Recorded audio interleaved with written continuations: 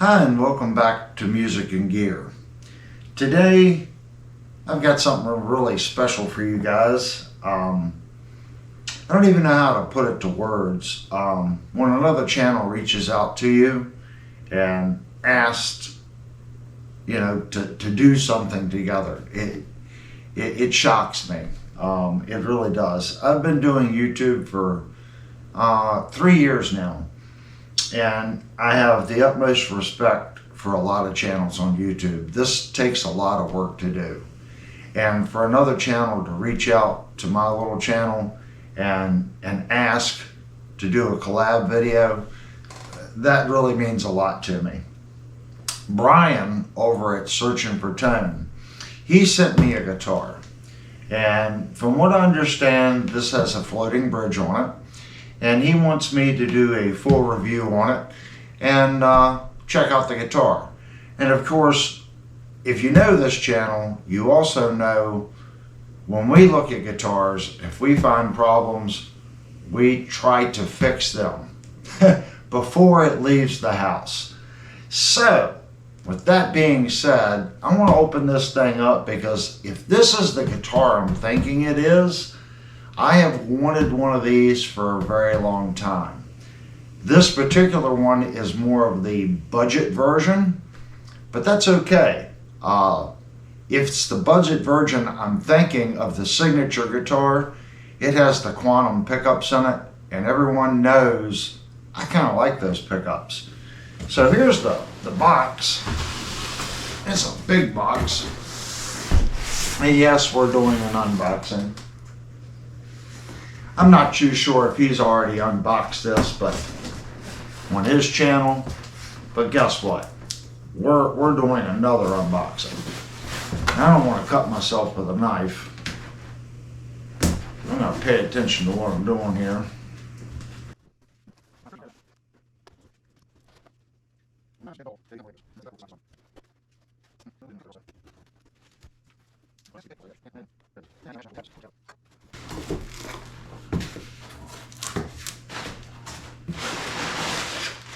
Lots of paper. We like paper. Cardboard tube.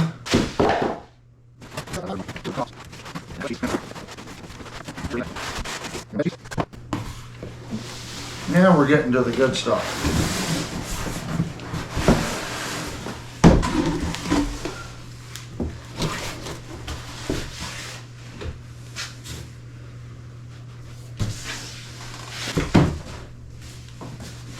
Another box.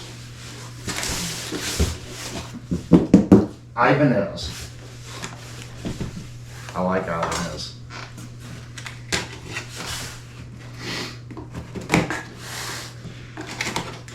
Sometimes there's guitars that we just want or we like. And then when you get the opportunity to actually play those guitars, you have a like a conception on what it should be. I kind of have that feeling for this guitar. I'm really hoping it's as good as my little squirrel brain thinks it's going to be. If not, we'll work on it and make it good. Woo! Boy, that's bright.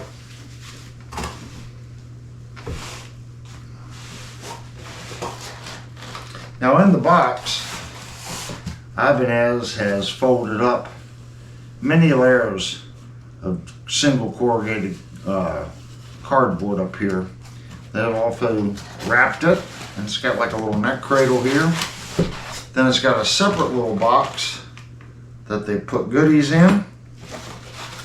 They got foam here, here. That's actually pretty good packaging.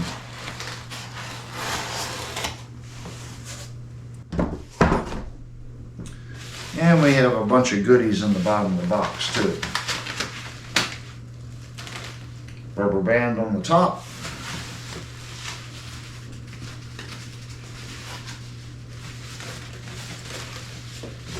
I already know it's the guitar that I want to see. Whew, that is loud.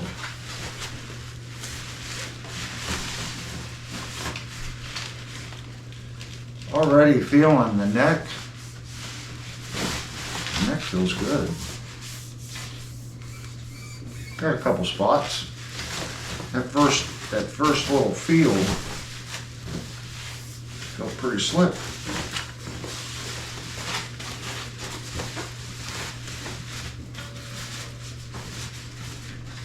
Drift around the tremolo there.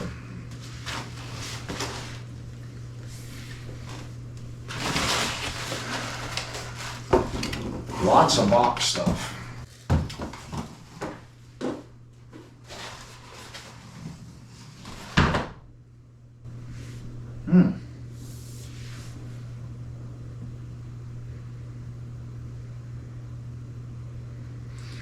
You know, I never really paid attention to that. I didn't know there was a little corner there. I thought this was just routed straight through and there was no break.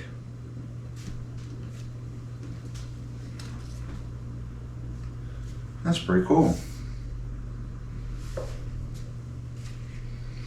Okay, well, if you know the channel, you know we like tearing guitars apart here. This is not a demo channel. We go over the guitar, we check the general fit and finish on the guitar, and then, of course, we're going to look at the electronics, check the factory intonation on it, you know, do a true deep dive video on this Ibanez Jem Jr. So let's just hop right into it. The first thing I like to do is kind of go over the body of the guitar.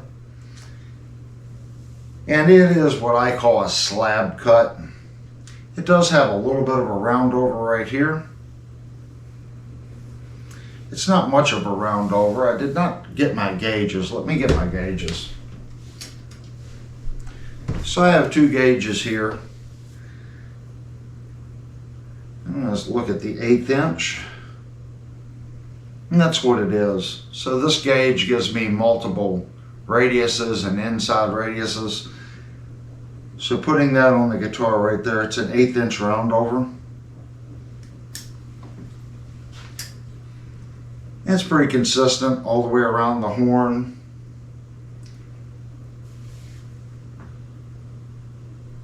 All through here. I'm not feeling any dings or dents. Feeling the flat surface here for sanding errors.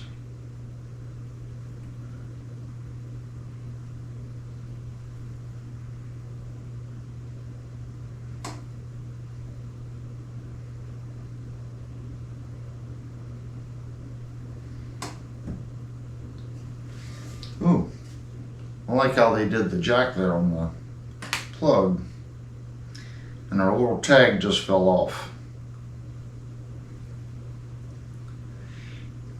I'm sure they sanded the side of this a little bit, but I'm not feeling anything strange. So they do have an arm carve right here, and they've broken this edge, so it's not a straight line across with an abrupt angle change. They have blended that into the top of the guitar. Going to the back, we have a belly carve, and of course the monkey grip. And again, this is flat all through here. 1/8 inch round over. And they've sanded the heel back into the neck. Now, on some cheaper guitars, you'll notice there's a big flat spot right here on the neck, and it'll come up into this area and then roll into the neck. I like this. I like when the manufacturer blends the neck as far as they can. This flat spot only needs to be in the neck pocket. Once it comes out of the neck pocket, it's just, you know, it's impacting your play, if that makes sense. There's no sense in this heel coming way up here. It's going to restrict access. So it's nice that I see Ibanez has contoured this to match the body. Looking at the neck going in, Don't really see a gap, but the way it's done, I'm not seeing much of the side of the neck in the pocket. So there is a possibility that this guitar has a shim in the neck.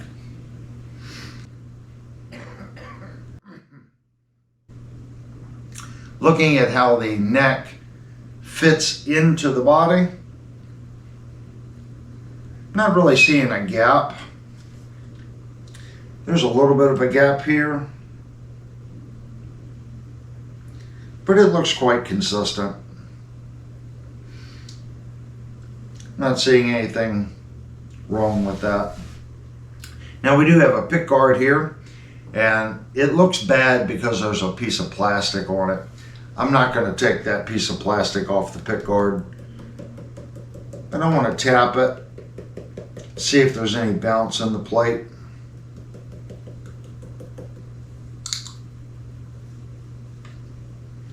Now I'm feeling the screws. This screw right here, I do see a little silver on, and that could be where the screwdriver slipped when they were putting the tension, threading it in. But it's not sharp, but I do see a little bit of a silver on the star head.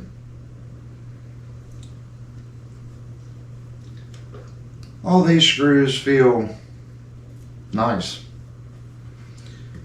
And I'm not seeing any marks on any of those screws. Feeling our volume and tone.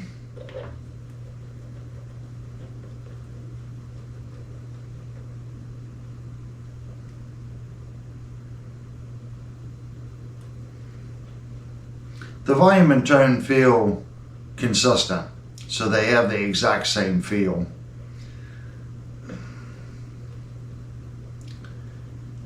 There's something about them, I think I've said this, maybe it's the feel of the knob. It feels a little cheap to me, the way they feel. It could be the feel of the knob too, but they're smooth. There's something about the feel. All right, looking at the switch, and immediately I feel the switch it takes a little pressure to flip the switch.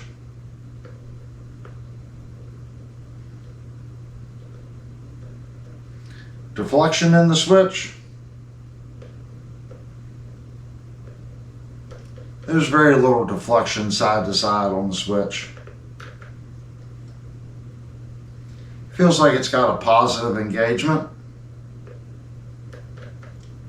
but it is stiff feeling.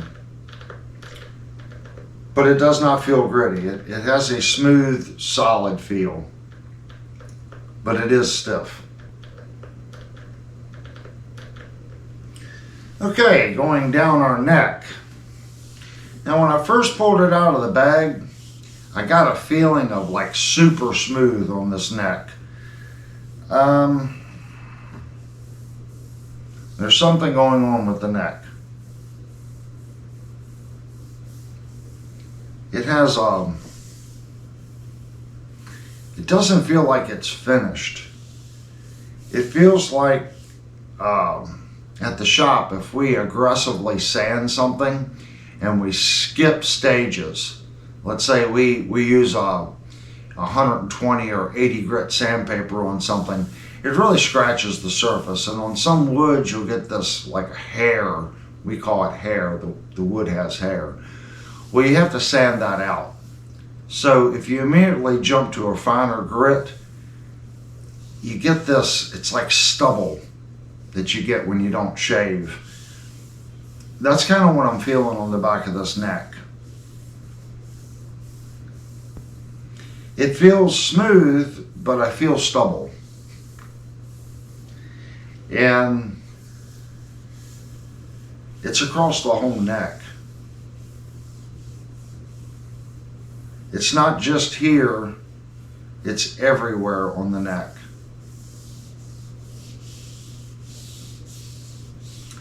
not very good. Feeling back here,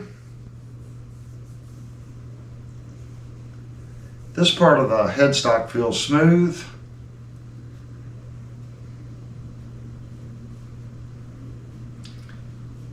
Right in here,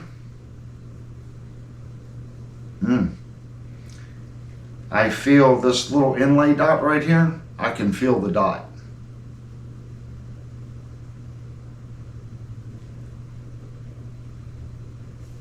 Feeling this inlay, that one's smooth, that one's smooth, that one's smooth. All these are smooth. This one, either they didn't put CA glue in the hole when they drove it in and it's worked its way out after finish sanding, or it wasn't properly sanded. I literally feel the pin. Feeling up here, this feels smooth.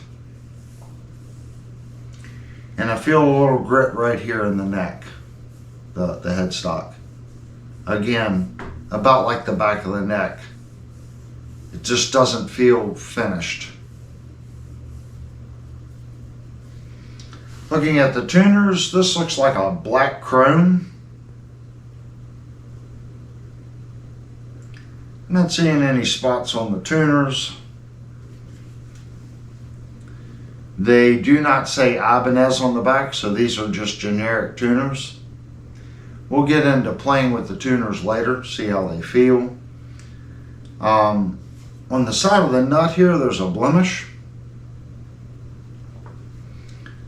And I've noticed that on a lot of these alternative, if it's not chrome or black, a lot of these alternative finishes that these companies like Floyd Rose, Goth, they have a tendency of doing that. So I see a blemish right there.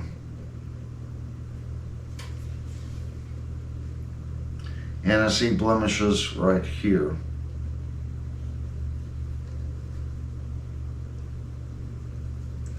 Feeling the logo, there's a lot of clear coat on this, so I am not feeling the Ibanez or the Jem Jr. logo.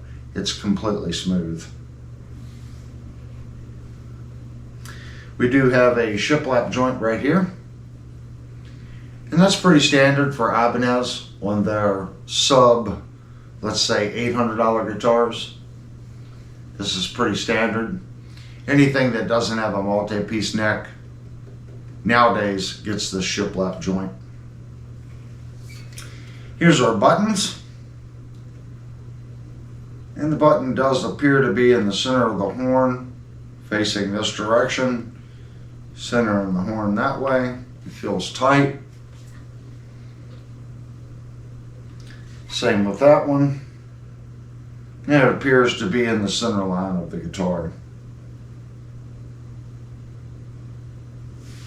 Our rear cover,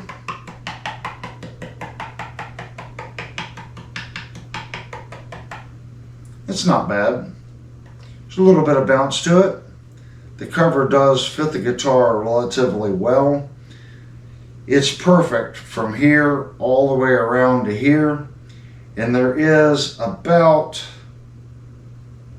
I'm going to say a 32nd of an inch gap between the rabbet shoulder and the cover plate right through here.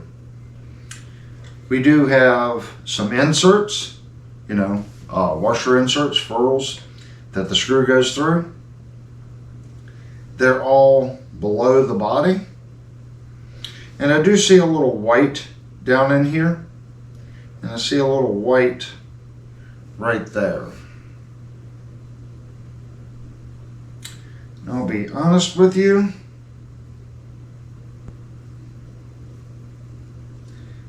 I'm thinking this white right here and right here is from buffing. I see it on this one as well. And just a little bit on this one. So the shoulder of the bore of this hole, this is a very smack you in the face color. So it looks like the primer on the guitar was white before they applied this finish on the top. So when you polish it, you're trying to polish the clear, down. You don't want to cut through the clear or the color and expose the primer.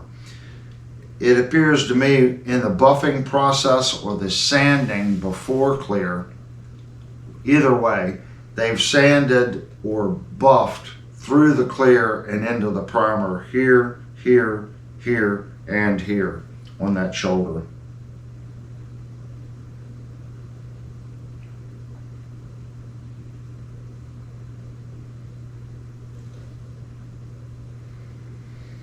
Our second plate, I keep bouncing around. Our second plate only has 2 screws on it, and it does appear to fit the body of the guitar well. Feeling how flush it is.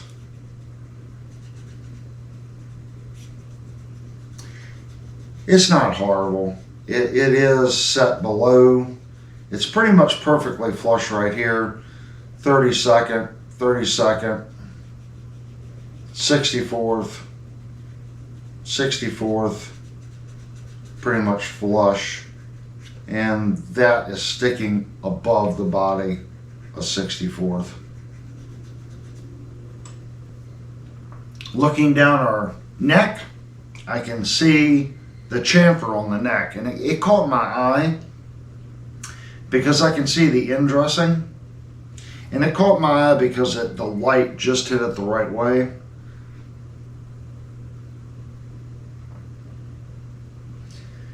The end dressing's quite consistent.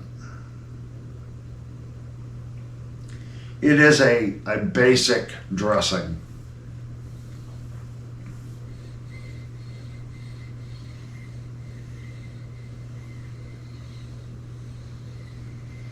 I don't feel any sharp frets, but I do feel of course you feel the frets.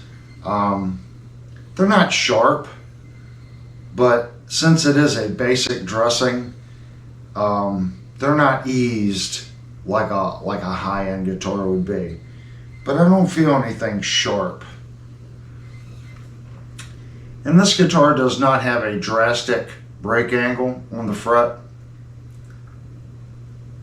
I actually prefer this a lot more than coming in and putting a large chamfer on the fret. It allows for a little bit more play area on top of the fret. And cutting the fret like this, you really don't gain anything.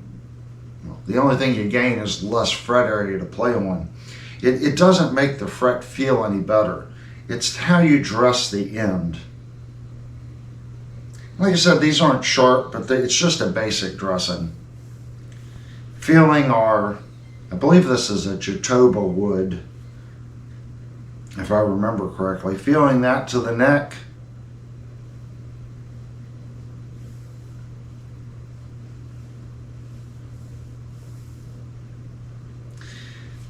There's something going on here. It feels like there's a hump right there. And you can get that when you bond 2 pieces of wood together. If the one wood is harder than the other wood, it's very difficult to sand those and keep both that edge perfectly flat. The softer material will erode or sand quicker than the harder material. So you have to be really careful when you start sanding 2 dissimilar woods together. But I'm feeling that error right through here where this inlay is not sanded flush. So I'm going to say there was just not enough attention done to the neck on the guitar. Okay. Well, if you know the channel, we're getting ready to move on to specifications. My general thoughts as of right now, I hate to say I like Ibanez. The guitar just doesn't feel finished, if that makes sense. Maybe this guitar will bounce back in the next coming sequences. Maybe the measurements and stuff like that will bring this guitar up. But right now, I'm feeling that there just wasn't enough time spent on the neck of the guitar. It just needs finishing. It's done to I guess a price point, and since this is a signature guitar, that little bit of money going to Steve, maybe they had to cut a little bit of the hand time on this guitar. But like I said, that the neck needs a little work. The fret ends are acceptable for this price level guitar. Like I said, there's no sharp fret ends. The frets are done. The fret ends are done well. And I'm not seeing anything obvious with the frets.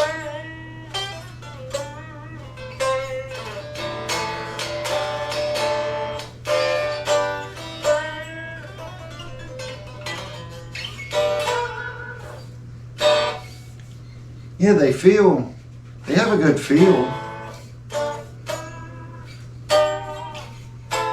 The guitar's not in tune. But they have a good feel. This fret here has some issues. I don't know, I'll take a picture of that one so you guys can see it. There's definitely either that's needs to be cleaned or that's tooling marks. I'll try to get a close-up of that fret so you can see it.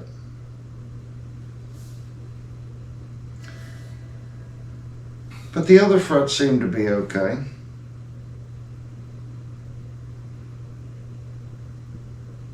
As far as the inlay work, looking for filler, I do see a little black. I'll get my little pointer here. This inlay I see black. This inlay I see black. A little bit on this one. A little more on this one. A little bit on the corners on that one. On this one. Corner of this one. Corner of that one, corner of that one.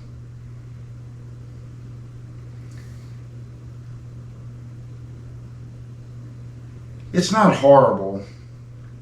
I'd say it's definitely acceptable for a, this is pretty intricate. Yeah, it's done on a CNC. There are different grades of CNC. How I view a CNC machine is repeatability. Repeatability is where a good machine will outshine a cheaper machine. A cheaper machine does good work. How repeatable is it? Can it do it time and time and time and time again? Okay. After it runs 20 minutes and goes to zero, how close is it to actually being on zero? Has it missed a couple steps? And when you say steps, the NEMA motors that a CNC uses, it has, it counts the steps per rotation, okay? So if it's spinning 16,000 RPMs and there's 200 steps per revolution, that's how it's timing where it is on the table. The more steps per revolution, the more accurate the motor is in relation to figuring out where it is on the table. There's also backlash on the table, how if the gearings wore out on the feeds. There's so many things when that machine has to come over and stop at the exact same spot. So as it's cutting and going through all this, okay, because this is a routine, it could be several million steps before it gets over here as far as what the motor sees. So if it loses a step here or loses a step there, it can cause inconsistency. Is it bad? It's not bad. It's acceptable, like I said, for this price point guitar. If you're getting a custom instrument, there should be zero filler. But as intricate as these inlays are, I'm going to say it's okay.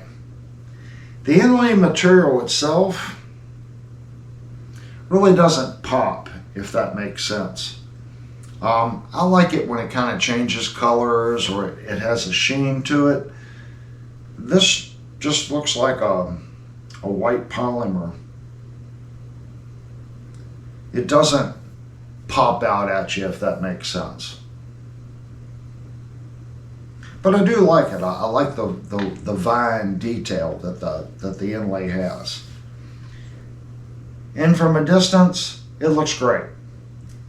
I'm looking at it, boy, if this thing had some, real pretty, like the blues and the purples, like, I forget what that stuff's called. I'm going to butcher the name of it.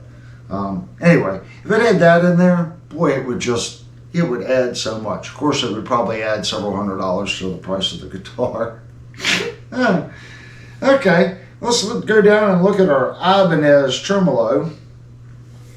And we do have some discolorization on the bridge right here, around this height adjustment piece where the knife edge is. There is some discolorization right there. Feeling the saddles.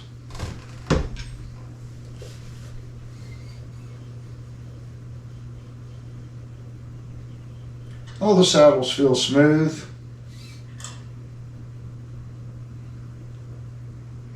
The setup on the guitar, the bridge is set back in the guitar this way. I'm not going to say it's wrong, right, or indifferent yet because I don't know what the guitar is tuned to. But if it is at 440, the setup is incorrect on the guitar.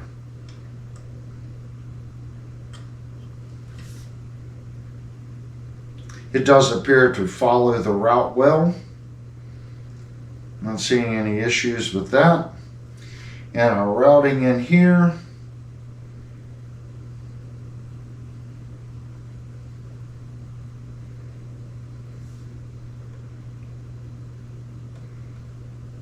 Doesn't look bad. I see some white in here from the compound of polishing the guitar back in this corner. And these are all signs of a guitar built to a price point. Inside the monkey grip, I think this is our last little section.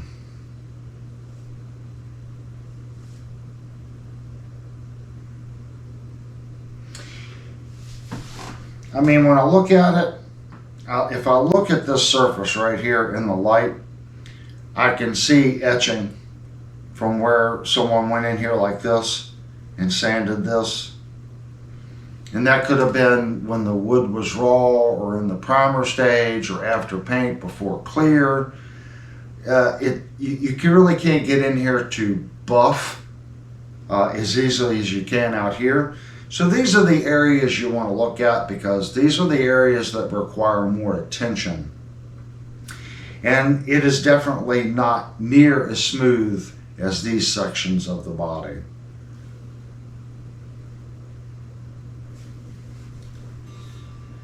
And yes, I'm picky. I'm telling you this, that way if you purchase this instrument, you'll know what to expect. Because if this one went through the factory and was like this, you have a chance of getting one just like this.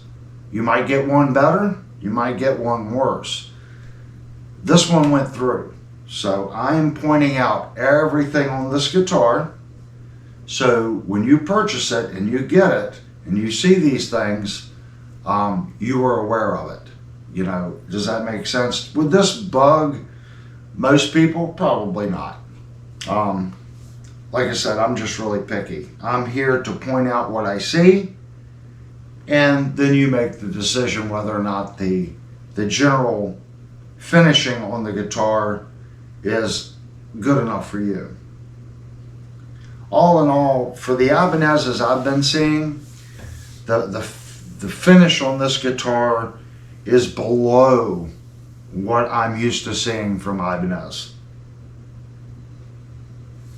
Okay, I'll be right back. I'm going to move some cameras around and we're going to get into the inspection part. But that's going to finish up our general fit and finish and, general quality out of the box. Okay, now let's get into going over the specifications of the guitar. First thing I have going on, I have my scale setting on the bench. Of course, I removed the padding on the bench because it does influence the weight.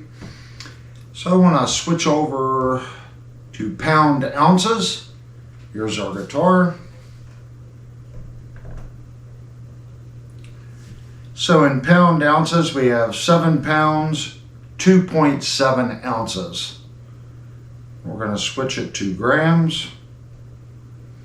And that translates to 3,254 grams. Okay, I now have the guitar hooked up to our multimeter. I did remove the plastic on the pickups. Is that going to change the readings? No, because we're not really running sound into an amplifier. We're just checking the inductance and the K rating. But if you have a comment, you can put it down below. Leaving the plastic on the pickups, does that actually change the sound of the pickups when you hook it up to an amplifier? I'd be curious to know what you guys think of that. So leave some comments down below regarding that. We are in the bridge position. Our volume's all the way up and our tone's all the way up. And we're on 20 KO and our bridge is reading 16.74. If we go to 20H, which is our inductance or Henrys, we're at 16.72. Back to 20 KO to our second position. And I'm not really too sure how the guitar is wired. I'm not sure if it's doing the humbucker in this pickup, or maybe it's doing a single coil in this pickup. So we'll have to revisit that later on. But in the second position, we are reading 3.22.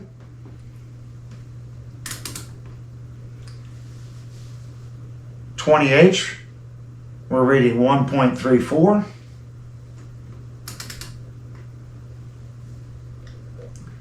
Third position, which I'm assuming is the single coil, we're reading 5.110, 20 KO.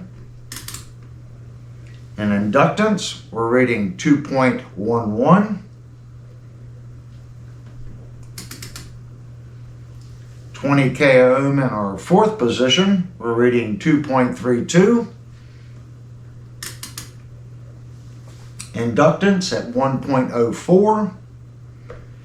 And then our last position, 20 KO, it's 8.38.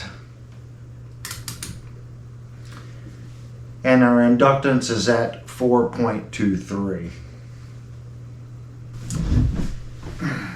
Okay, now how the guitar feels in your hand, stuff like that.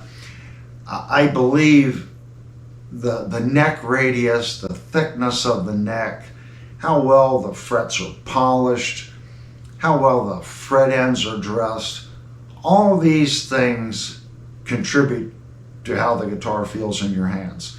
Even what I call negative rake to the neck, that's where if we look at this as a plane and the guitar body is a plane, if we take the neck and we kick it out of plane, I consider this negative neck angle and this is positive neck angle to the body.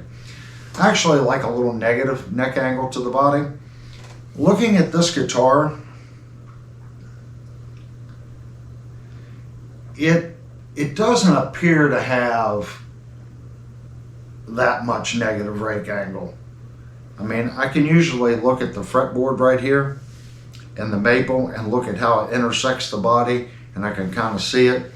This one does appear to be parallel. It could be off, 0.5 degrees and it's really hard to tell. But this one does seem to be parallel or close to parallel to the body. And again, the fret ends on the guitar, nothing's sharp on it.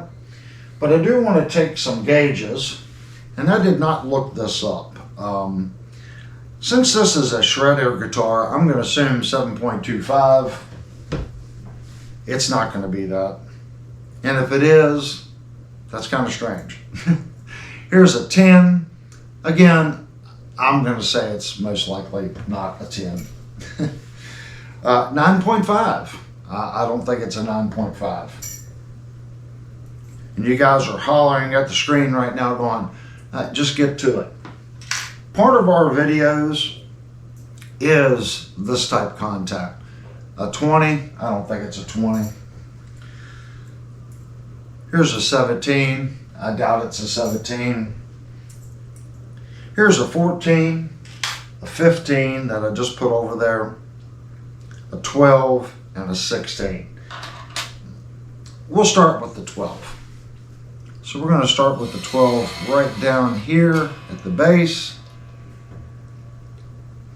And I can already see that it's touching on the ends, and there is a gap in the center of the gauge. So let's move it up, check the top. And there is a gap in the center of the gauge. So it's touching on the ends, gap in the center. So it's not a 12. So let's go up to a 14. Is this our 14? That's a 16. Here's our 14.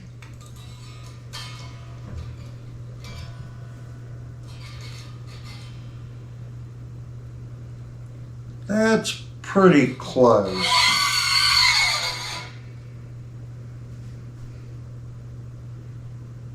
I do see a little black in the center. So I'm going to go up to a 15.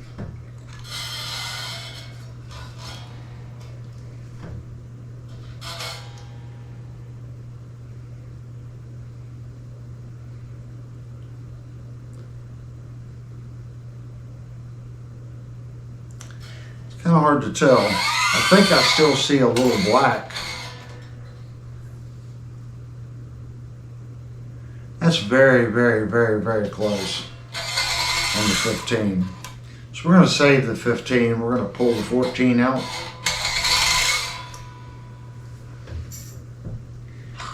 Here's our 16. So let's put a 16 on it.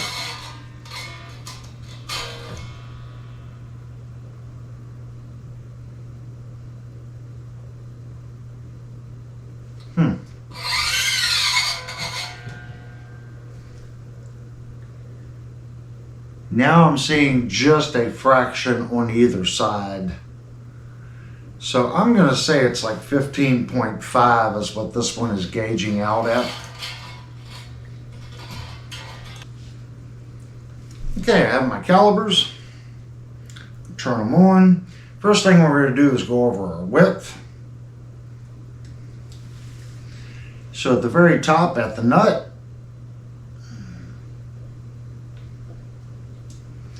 we have 43.03 millimeters. Let's convert that. So in inches, that's 1.694 inches. Check it at the 12th. We have 53.07 millimeters. And in inches, that's 2.0895. And then our very last fret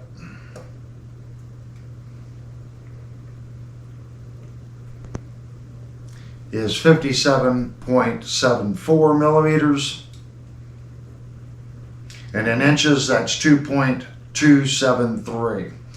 And I am measuring the side of the neck. So you have to allow, the fret's going to be a little smaller. Like we just had that measurement. Okay, 57.74. If I move this in to the inside of the chamfer of the fret, and this is just going to be close. Our actual playing surface is 55.49, but across the neck width itself, 57.74. it's going 79.80. So there is a little bit of a difference. All right, got it zeroed out again. We're going to go up and check the thickness at the first fret.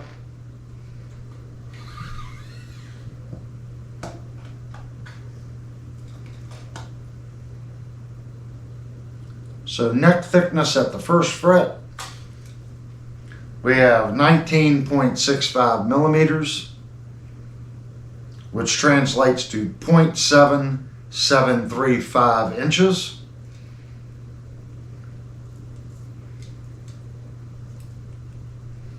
At our 12th,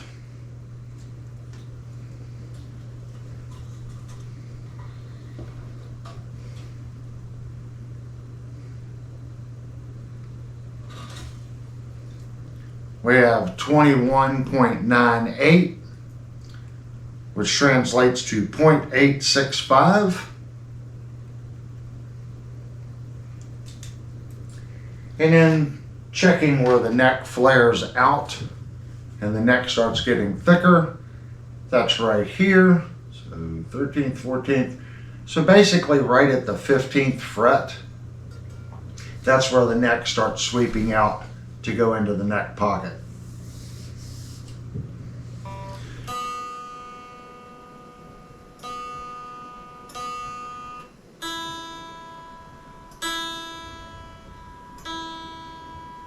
Seems sticky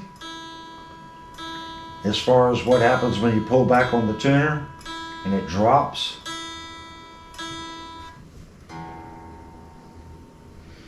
Okay, what do we want to do now? We want to check how the string tree is set. So if I take the low E, let's get it perfectly in tune. And I'm going to bend it a little bit, make sure we're still good.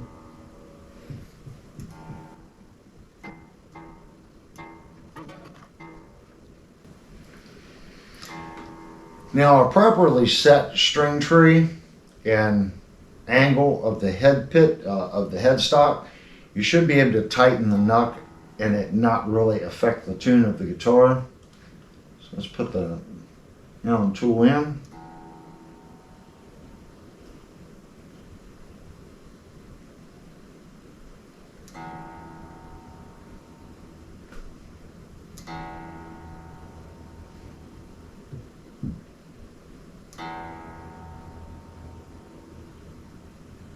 That one's good. Check our center locker.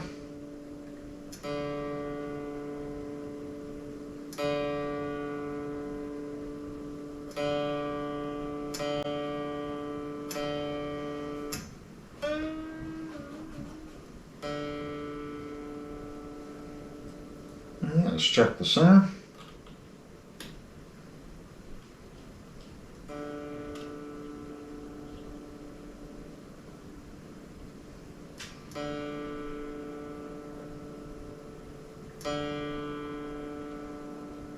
That one did change it just a fraction, but it's still pretty good. Let's check our high E. There's our high E.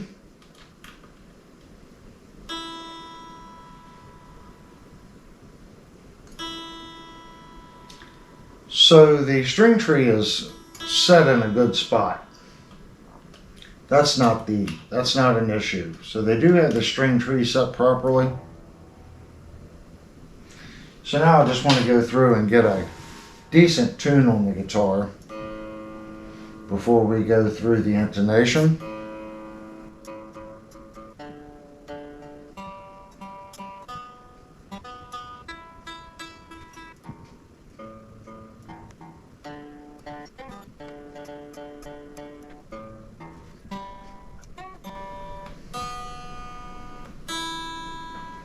Alright, they're all falling off just a little bit.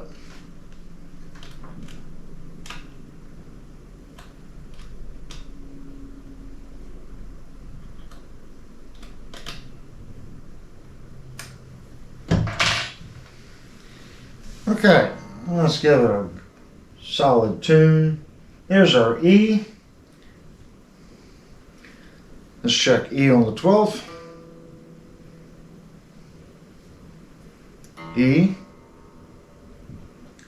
E on the 12th, and you can see that it is a little sharp. E low, E first fretted note, and our F sharp is short. So there's our A on the 12th, and the A is a little sharp, first fretted note. And our A sharp is pretty good. It's a little sharp, not much. There's our D on the 12th, and the D set a little sharp, first fretted note. Our D sharp is a fraction sharp. There's our G,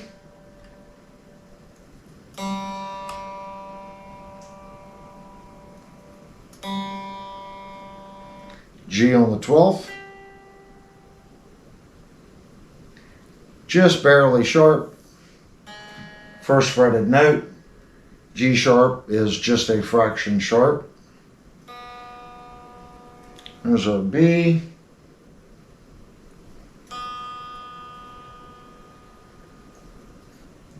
B on the 12th, ever so slightly sharp. It's pretty good. First fretted note. Our C is a fraction sharp.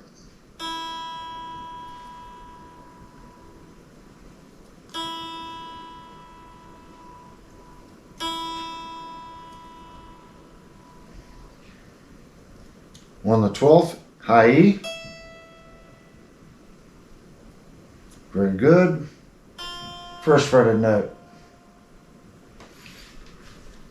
All in all, it's not bad. A lot of that, it could have been when they set the intonation, the bridge wasn't set quite right. Our bridge now is parallel to the body. It's not horrible.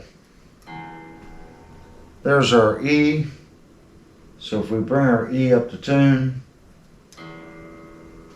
it's consistent. That's not bad. I don't want anyone to say that, you know, it's a horrible as far as the setup. Intonation wise.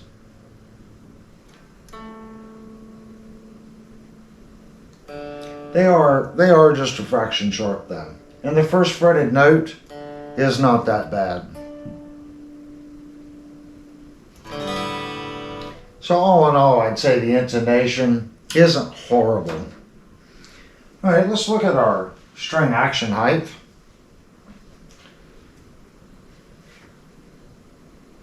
We're going to do imperial first. Unplug the tuner.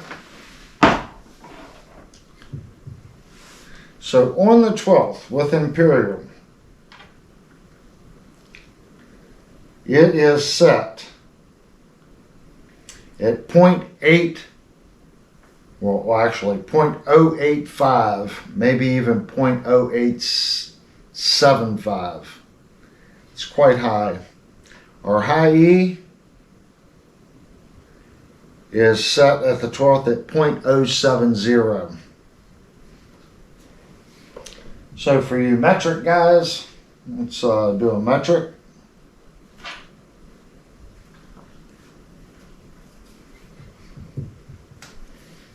On the 12th, I'm going to say it's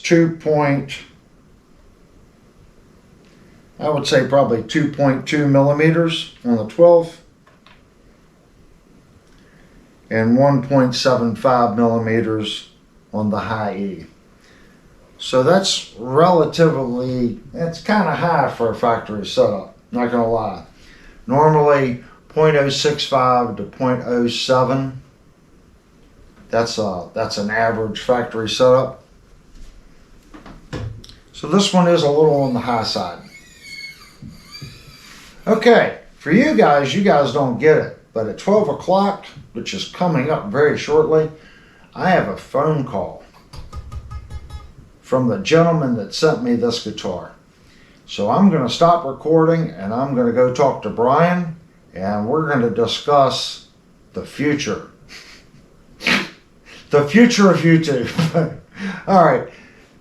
I'll be right back and we'll continue to look over this Ibanez Jem Jr.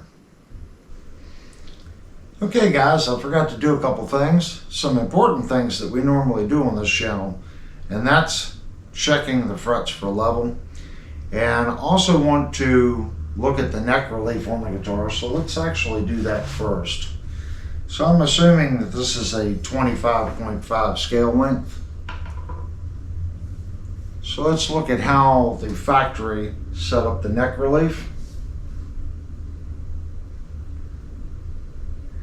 And there is a little relief in the neck. I'm going to say it's probably 0.2 millimeters. So it does have a little bit of relief. We could do it this way as well. Yeah, maybe 0.3 millimeters, checking it this way. Okay, let's go through and check some frets.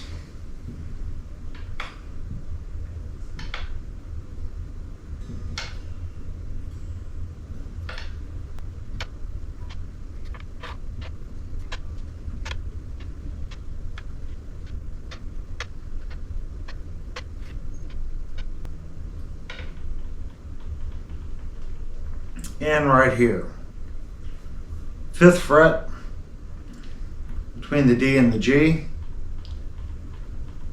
It has just a little bit of a rock right there.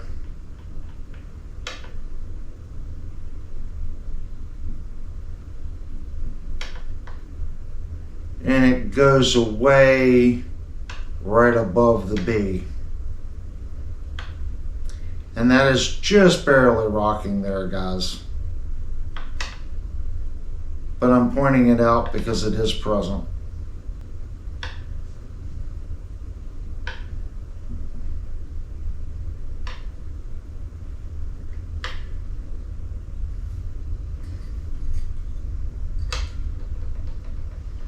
And right here,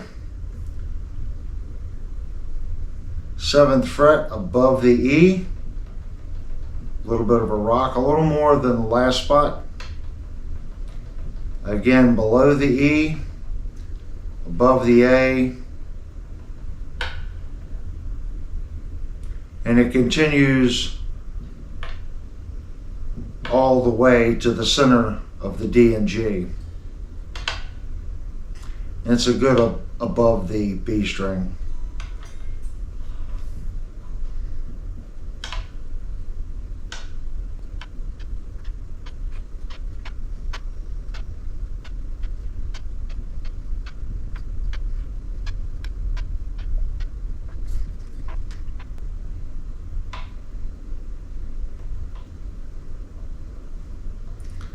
And right on our 12th fret above the B string, a little bit of a rock right there.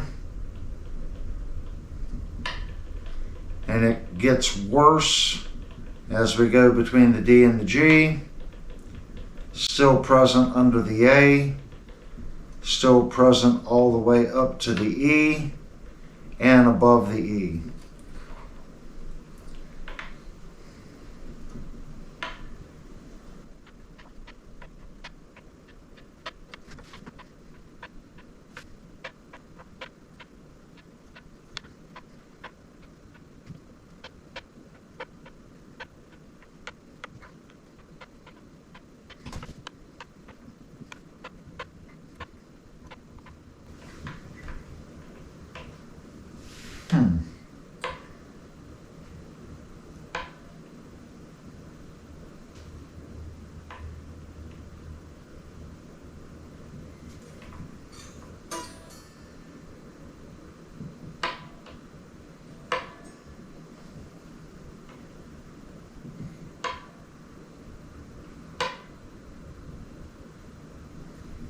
And our 23rd fret above our B, below our B, So 23rd fret starting on the high E below it.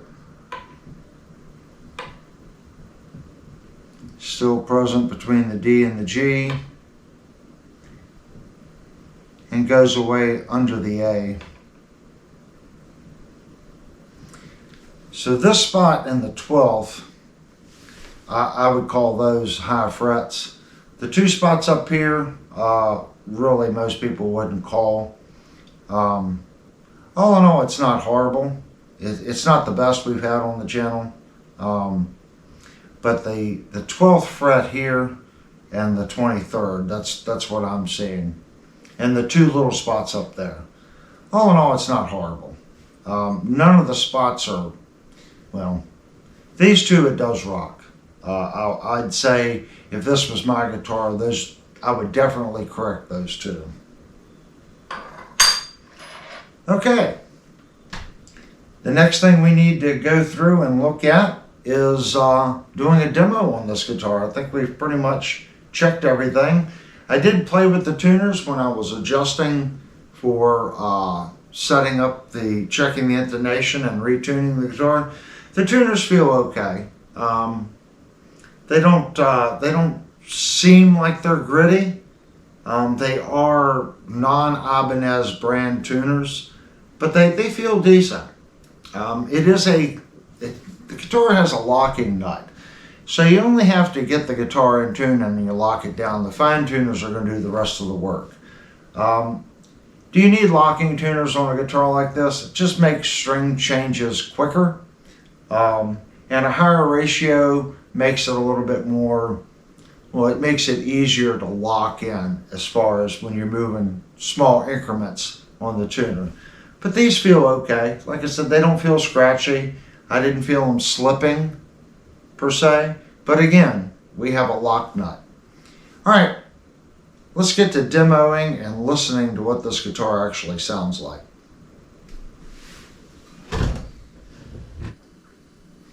Okay, it's now time for the demo section.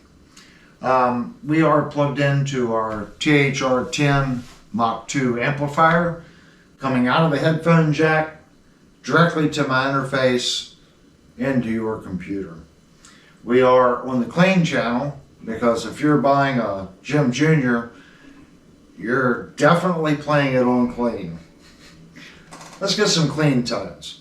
We're going to start out in our bridge position, tones all the way up, and the volumes all the way up.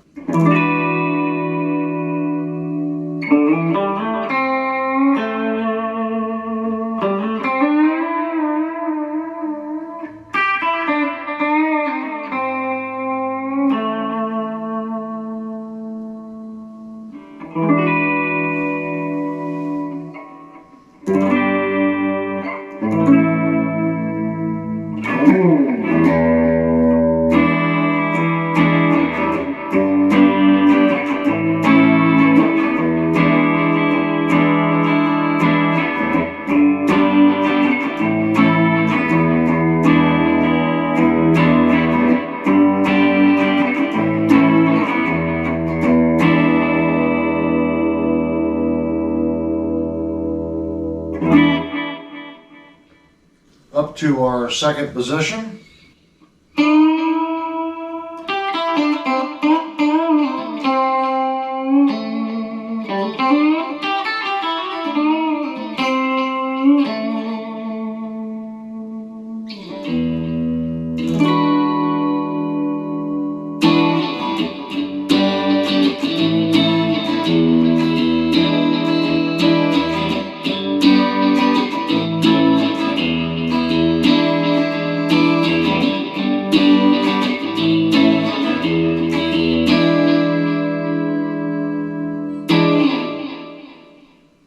Like the sound, but the volume does drop on that one.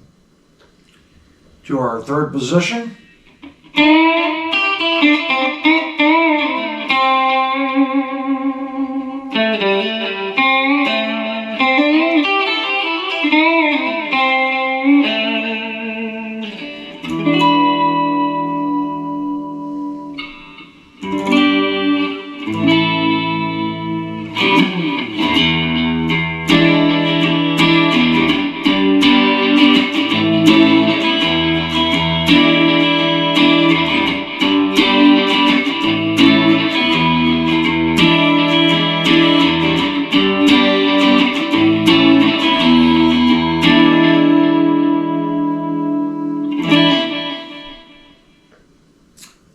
Fourth position.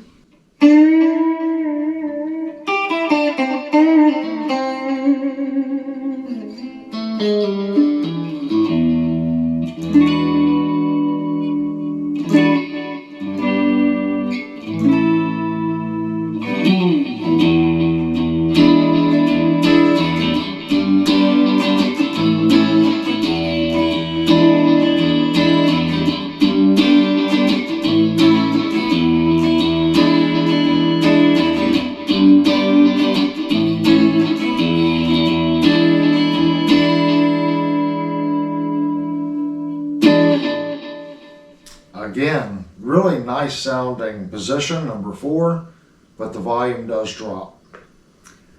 Fifth position.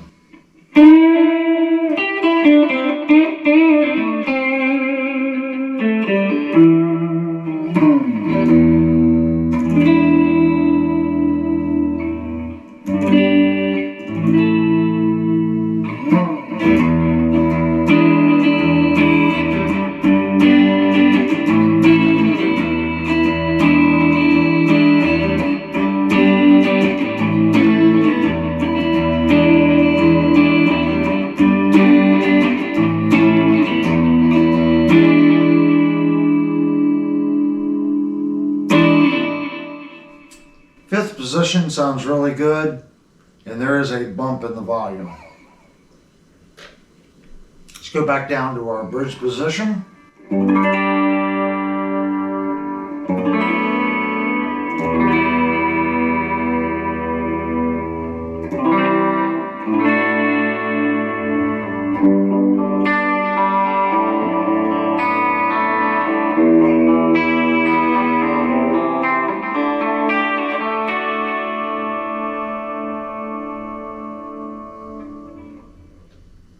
Second position.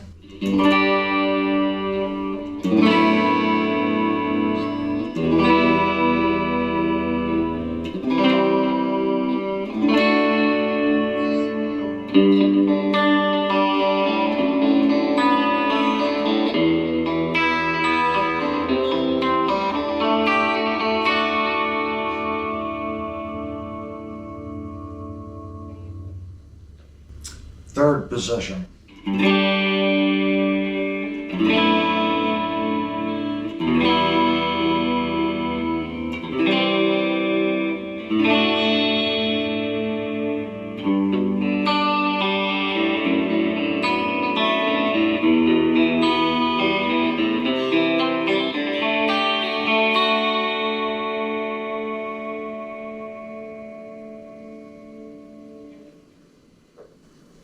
Fourth position.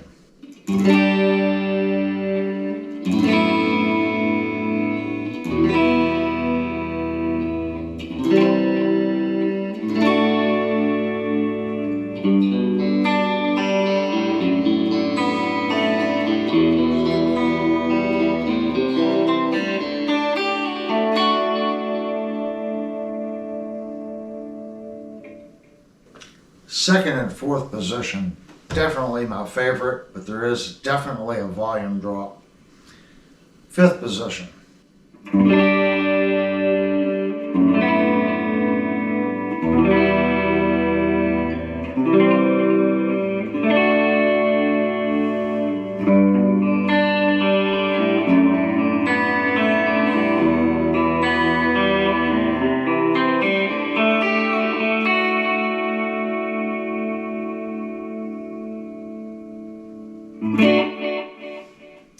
All in all, I think I've said it before, the quantum pickups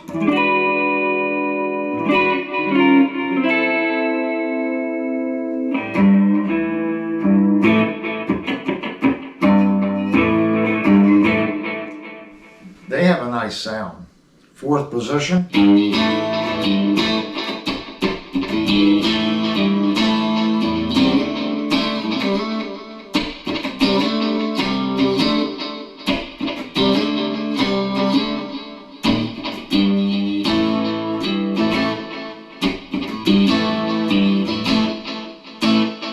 They got a little quack to them. Second position.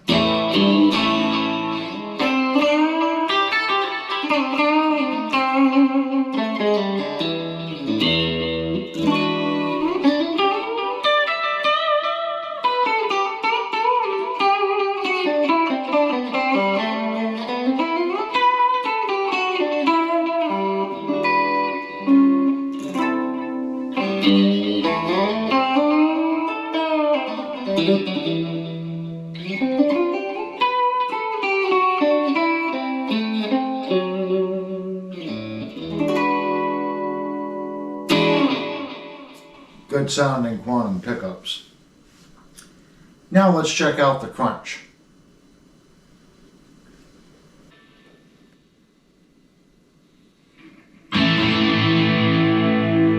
Crunch.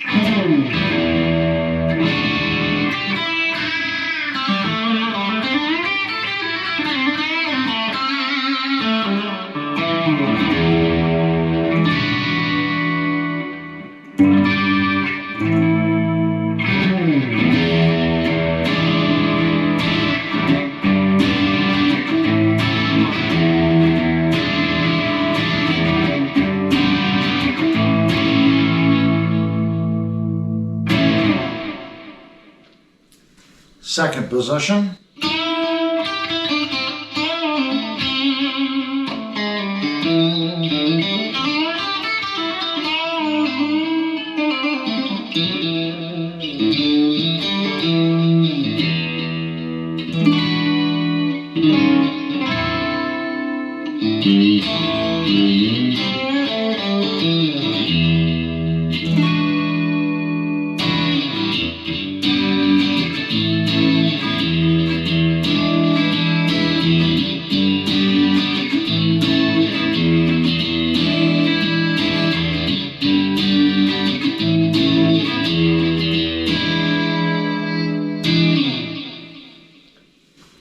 Third position.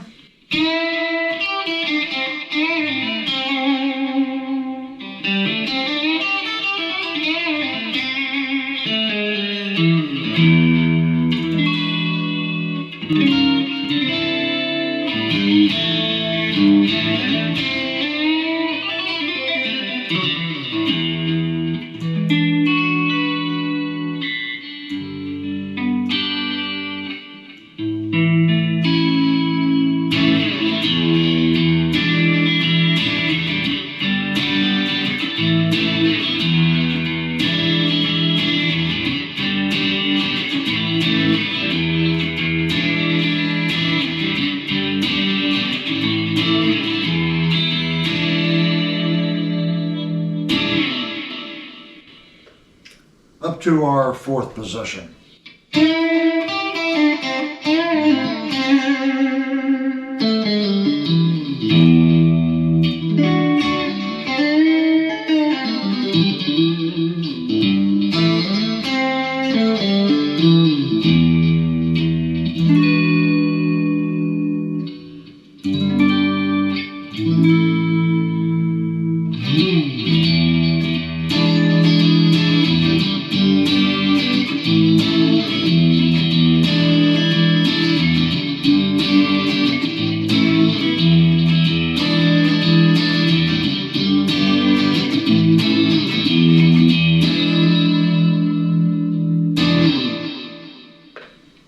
Up to our fifth position.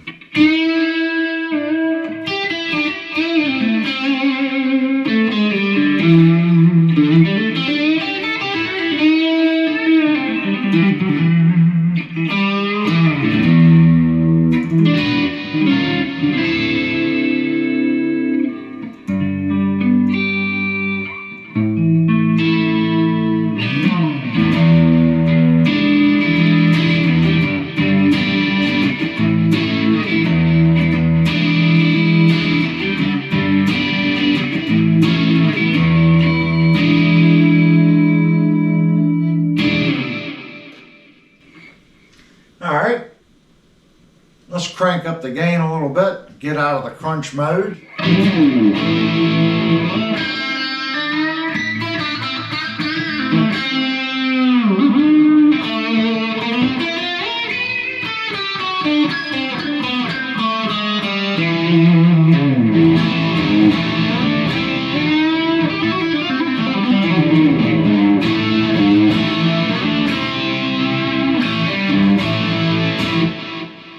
That was our first position. Up to our second position.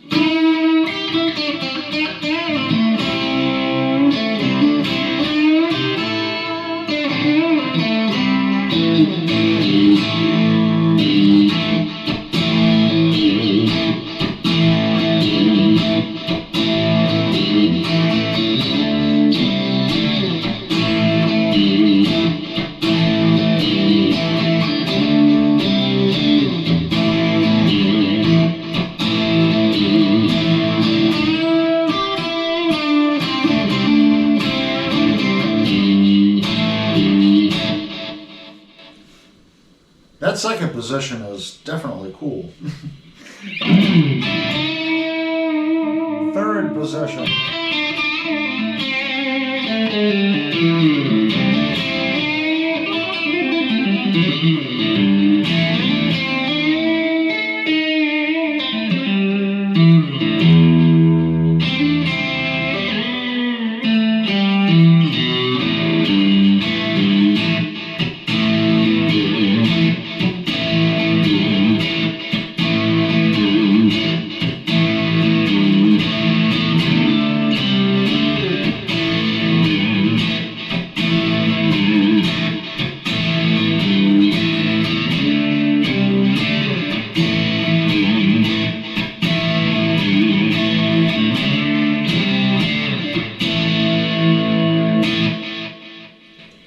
Definitely like that center pickup as well.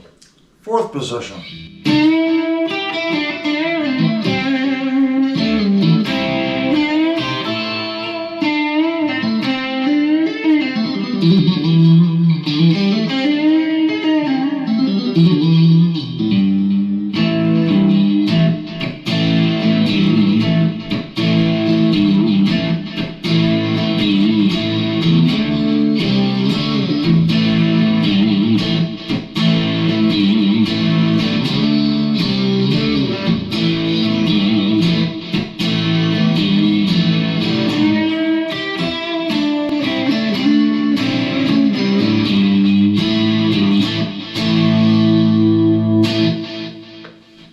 Like the fourth position. Fifth position.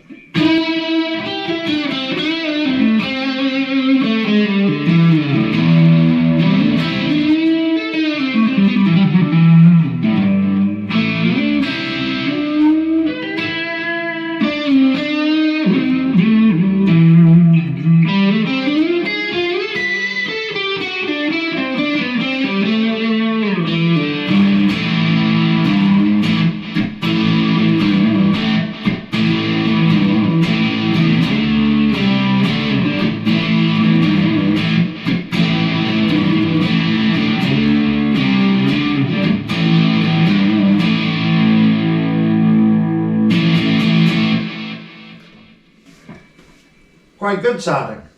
I'm going to push the gain a little bit more to 75% and just do some goofing off on the channel.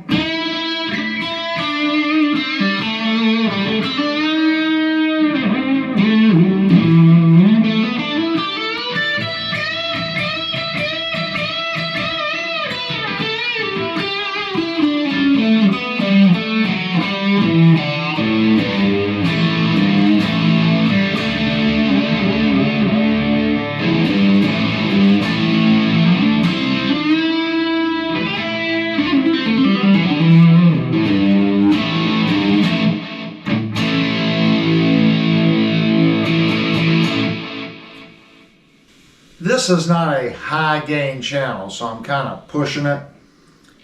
Here's our second position.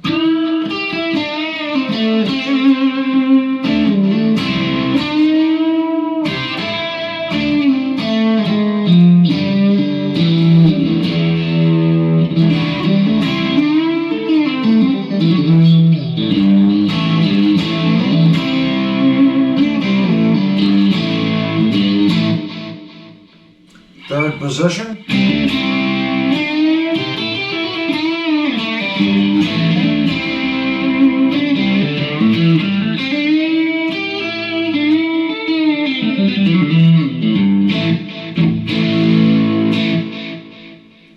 Fourth position.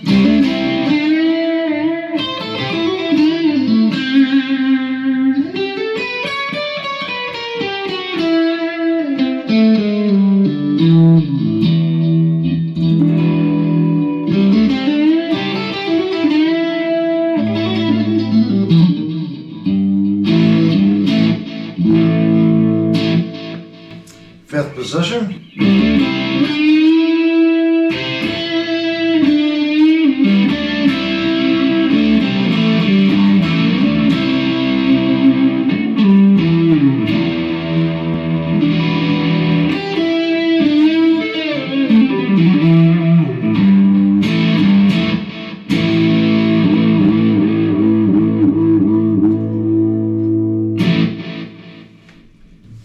Let me do some changing to the amplifier, and when we come back we'll get into some high gain stuff, which this guitar was actually meant to do.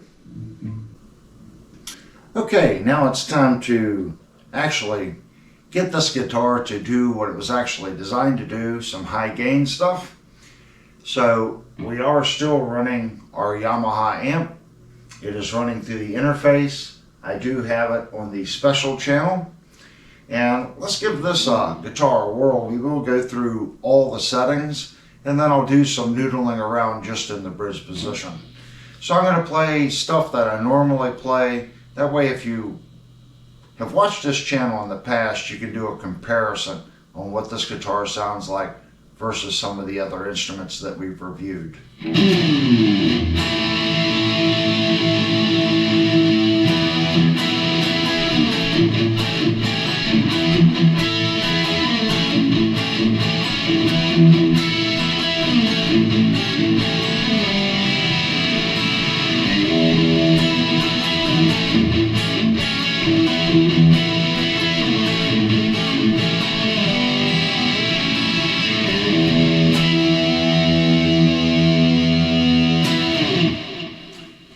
That was our bridge position. Go up to our second position.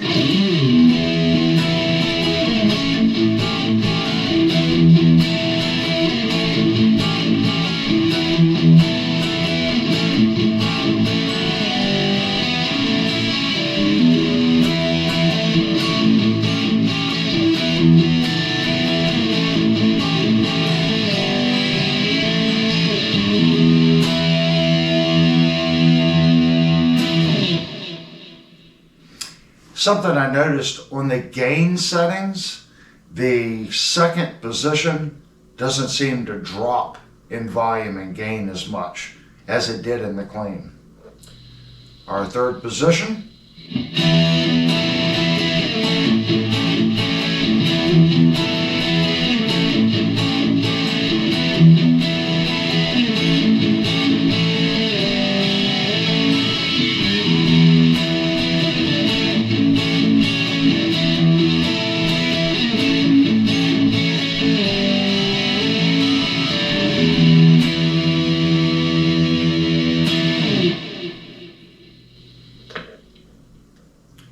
Fourth position.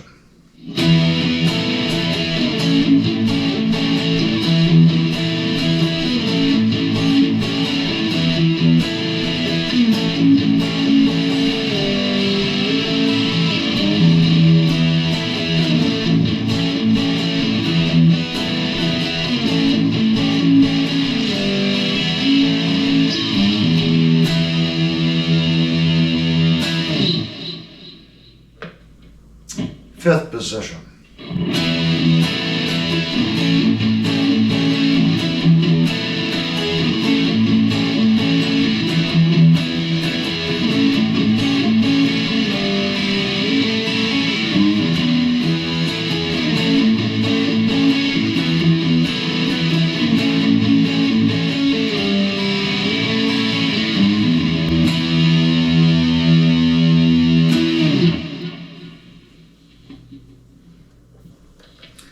Let's try our bridge position.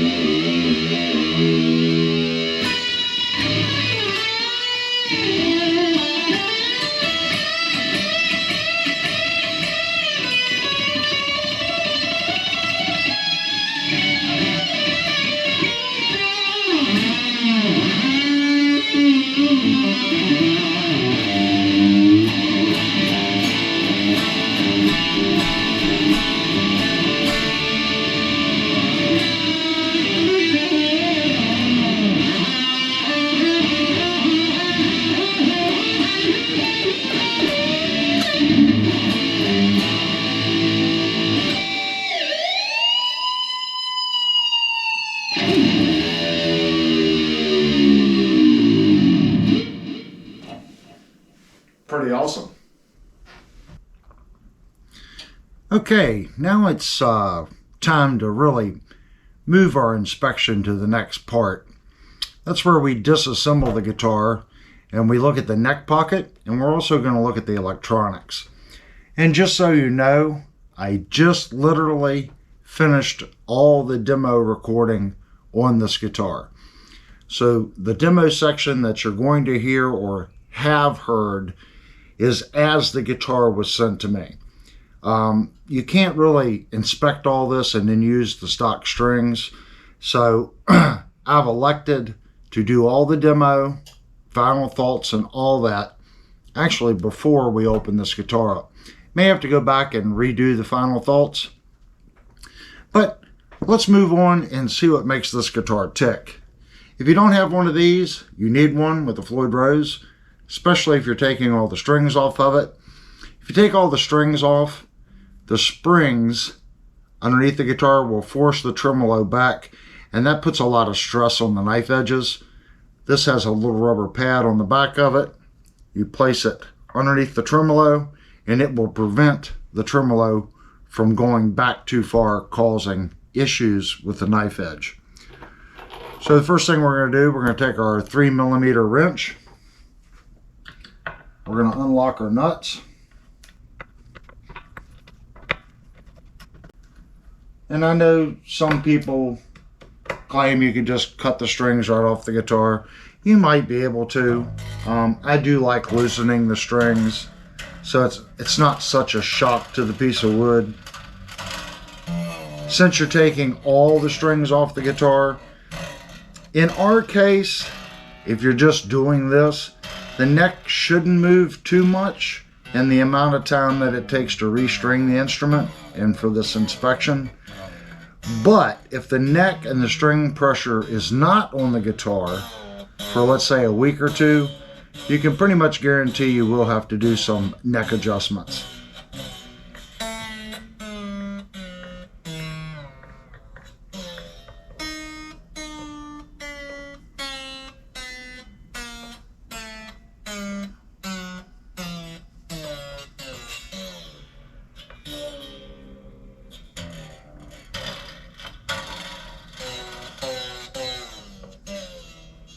That's pretty good.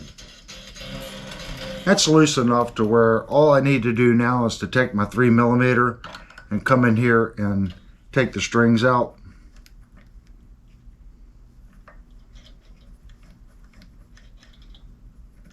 Okay.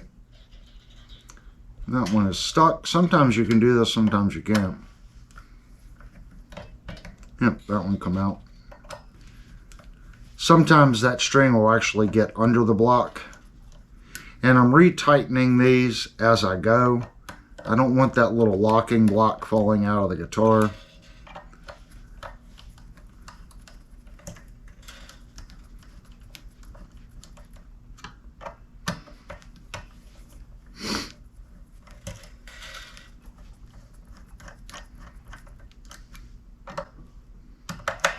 And we will have to re-intonate as well. And some people would say, well, it really doesn't make a difference as long as you get the neck exactly in the same spot. And there is some validity to that, but we are still going to re-intonate the guitar. And that one is good and stuck, so we are going to have to cut that one.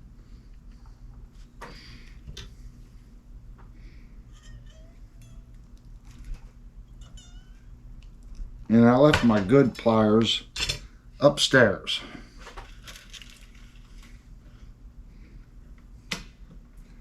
Just take the strings off here. We're going to go ahead and take these lock nuts off, and I'm going to take them off in the orientation that they go back on the guitar. And the reason I do that, especially with an older instrument, it'll start to get a groove back here from the string. So you want to make sure you put them right back on the same way they come off. On a newer instrument, you really shouldn't have that issue, but we still want to keep our orientation the same. You can see the two little marks right there.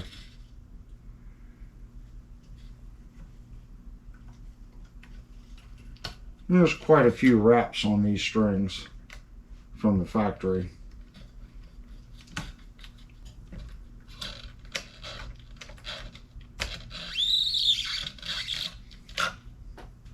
Something I just noticed on this Ibanez model, Ibanez usually uses the truss rod cover that pushes out of the way. This guitar does not have that. It just has the standard truss rod cover.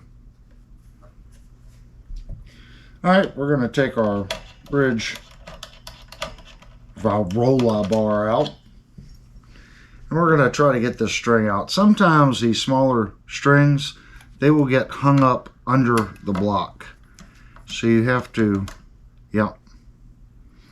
really take that all the way out to get that to release.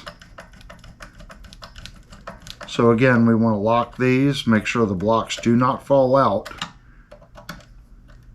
So I'm just making sure they're snug. They don't have to be tight, just snug. Trash can. Alright. Let's, I guess the first thing we should do is take the neck off the guitar. So I'm going to lay it flat. And if you don't know, import guitars use a metric Phillips drivers. So if you're having problems stripping screws, you should get a screwdriver that's designed to work with the metric hardware. So what we have here is a 550A P.2-100, and this is a Japanese industry standard Phillips screwdriver. We're going to double check it, and instantly you'll feel that it fits so much better than what we use here in the States, a Phillips head. So what I like to do is I'm going to put a little pressure on it. I do not want to damage the screws, and I'm just going to break them loose all forward just a little bit. That screw there wasn't that tight. That screw wasn't that tight. The two rear screws were tight. You'll hear it pop. So I'm going to give it a couple turns on each one. And when you're working with other people's guitars, try to be careful. You don't want to scratch the hardware. So I try to really be mindful of that. And I also try to take the hardware out and orient it in the direction that it come out of the guitar. Some guitars will use a shorter screw depending on how this heel is sanded. And the last thing you want to do is put the wrong screw in the wrong place. We're going to see if they have done that. Those two are the same length.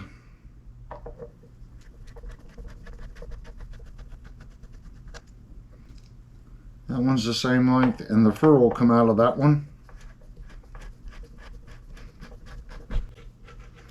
And I just felt the body slip. So now we're going to take our pick tool, pick the furls out, and I'm going to line those to the parts.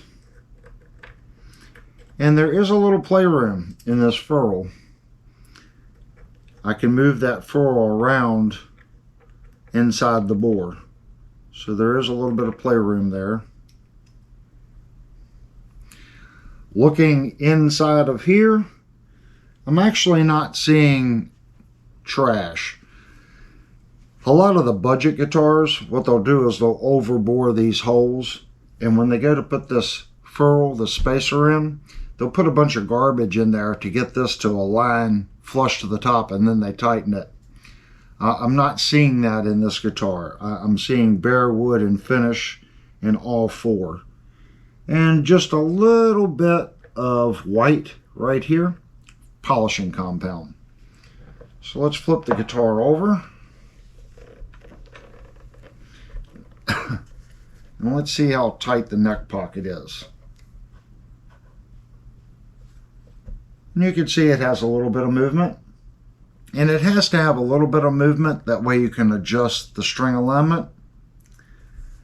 But as far as tightness this way, it is a little on the loose side as far as being tight and in the guitar.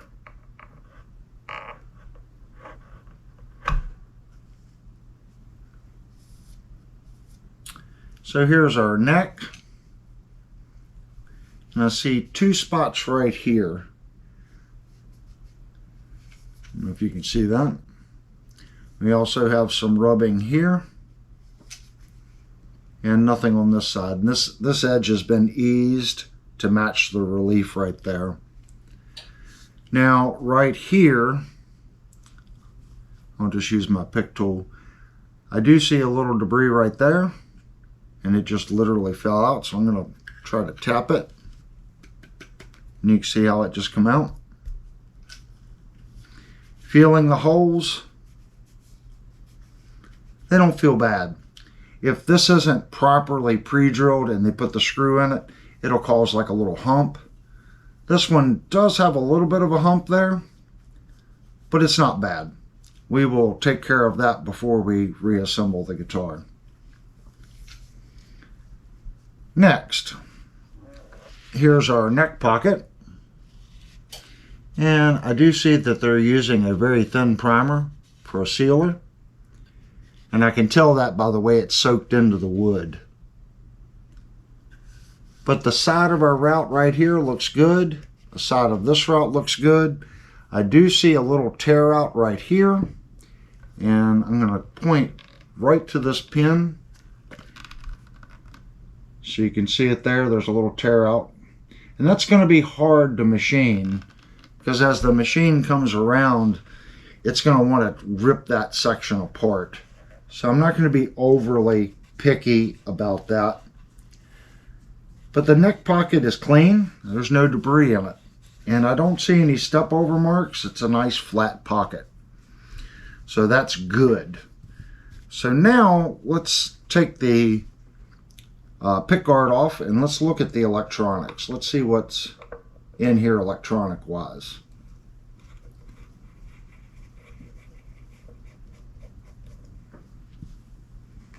I'm going to take my little bowl here and I'll put my hardware in the bowl. And again, I'm trying to be very careful not to scratch the screws.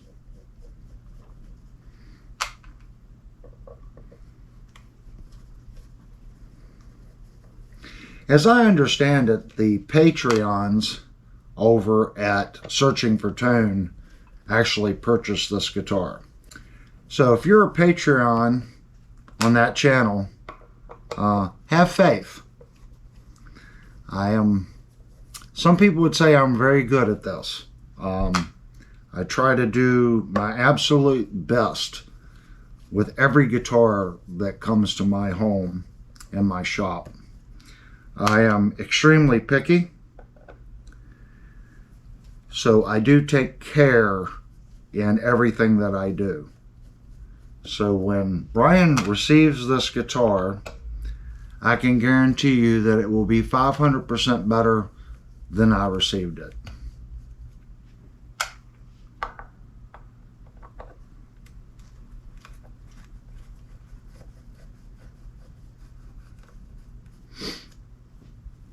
Okay, now let's lightly give it a tug. Oh, we got one more screw right there, don't we? You guys were like, he's missing that screw.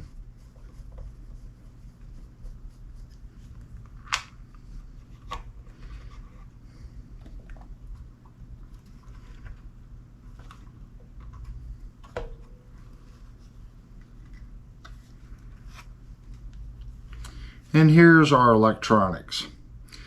So you can see we do have micro pots there and there. And we do have a PC printed circuit board switch. And it is labeled Ibanez. So this is a proprietary Ibanez switch. And it is listed. There's a listing number. So it is a listed manufactured part number, and it has passed quality control and spec for UK, United States, stuff like that. We see that they've used a little wire tie here to keep the wiring nice and neat. little piece of shielding tape right here. And I'm pretty sure that this is going to be shielding paint here. And the reason I can tell, they have this wire going right over, and it is bonded right there. And we could see they ran the shielding tape over to this corner. The reason they've done that is so it makes contact with that piece of shielding tape on the top. We can see here we do have an inspection sticker. Quality control inspection is passed. And pickup numbers. Our bridge pickup is a PTP 4244INF1 PNK-F-4P. Our center pickup is a P1P4621. I believe that's INIS1 PNK. And our bridge pickup is a PTP 4245 INF2 PNK R-4P. So it looks like the difference is the neck is an F-4P and the bridge is an R-4P. And that's for the Ibanez guys that can tell you what those are. I already know that they are quantums. That's what the website claims they are. All in all, looking at the solder joints here, it looks nice.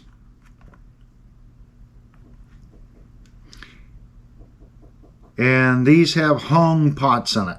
I see the H. So that is a China-made pot. And they are the micro pots.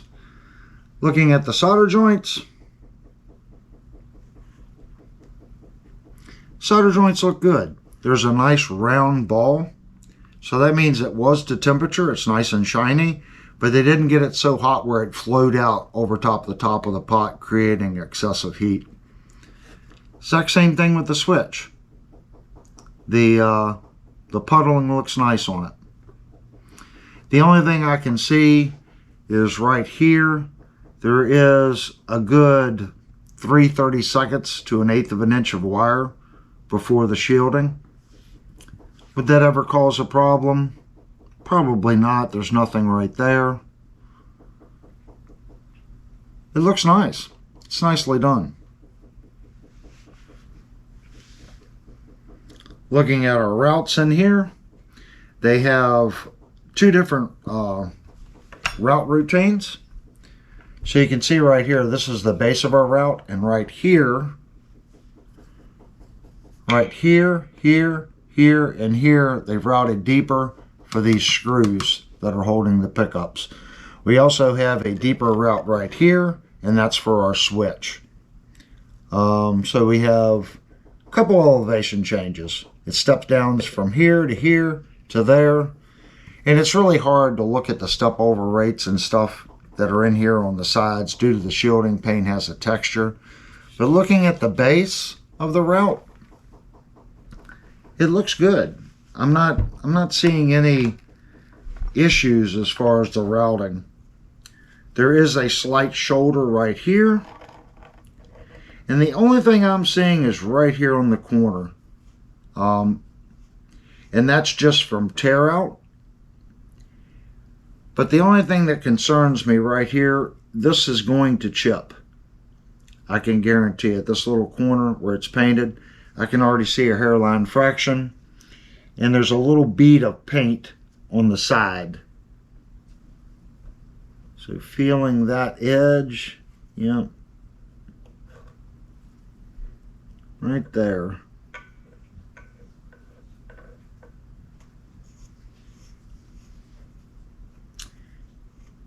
Yep, and it just did it. So that's all loose right there. So we'll have to do a little CA repair right there. I'll save this piece and we'll reattach that. But this whole corner right here is pretty rough. That's the only thing I'm seeing. And it looks like the router, when it comes through, it's not coming straight across right here. See how this one's coming straight across? and then this tips here. This one's actually coming around and going back this direction. So that is a programming issue at the factory. Not sure why that would exist. But everything else looks nice. We've got again, a couple spots here and there. Right here on this edge where they've polished through the paint here. Right through here. On this corner they've polished through the paint.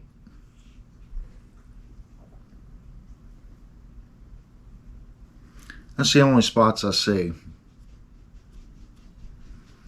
So again, with the polishing, just like we saw on the back side of the guitar where the neck bolts are, that could have been in the sanding from the paint stage. It could have been in the polishing stage. It could have. There's multiple steps in there. Someone went a little too far in one of those steps, and it went through the paint color. All right, guys. That's going to finish up looking at the guitar and looking at the electronics in the guitar. I am going to reassemble this guitar and repair some of the issues that I saw, and then send it back to Searching for Tone. So if you're watching this in the future and this guitar does end up as a giveaway on Searching for Tone's channel, I will make sure that the guitar is in really good shape for you. I feel obligated, since Brian has sent me the guitar to review. I didn't have to purchase the guitar. I'm not paying the shipping. So my contribution to Searching for Tone is to make this guitar as good as I can make it before I send it to him. That's a rule here. No guitar comes here and leaves here in disarray. So he has asked me not to spend any money on the guitar, so my labor is free. Okay, final thoughts on the Ibanez Jem Jr. It's a great playing guitar. It really is. Overall, I like the instrument. It does have some issues though. I have an issue with how well the back of the neck was done from the factory. It almost feels like the 2 o'clock stubble you get when you don't shave. This is something that I don't even feel this on extreme budget instruments, if that makes sense. Maybe this is the one guitar that was missed at the factory. I'm just pointing it out because it is there. The neck work and the sanding on the back of the neck really isn't up to snuff, if that makes sense. The next issue I have are the inlay dots. I do feel them. This one is the worst one. And it could be they forgot to put CA glue in there when they pushed the dot in, and they sanded it and it's popped back out. Third issue is the blemishes in the hardware.